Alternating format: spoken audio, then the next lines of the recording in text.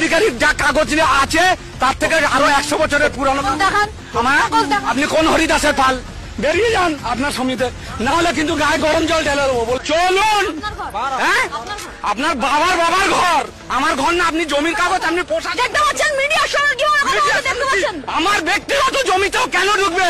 আমার পৈতৃক সম্পত্তি আপনি ঢুকবেন কেন? আপনি কোন হরিদাসের পাল? হ্যাঁ, আপনি কোন হরিদাসের পাল? আপনি কোন হরিদাসের পাল? আপনারা এতক্ষণ ধরে ভিডিওটা দেখলেন যে একটা মিডিয়া তারা মুসলিম পাড়ায় গিয়ে এসআইআর সম্পর্কে তারা প্রমাণ চাইছে, বলছে আপনার প্রমাণ দেখি। বড় আশ্চর্য হলাম, বড় অবাক হলাম এই সমস্ত গদি মিডিয়াদেরকে দেখে। এই সমস্ত গদি মিডিয়াদেরকে পারমিশন কে দিয়েছে? এদেরকে কে ডকুমেন্টস দেখার পারমিশন দিয়েছে?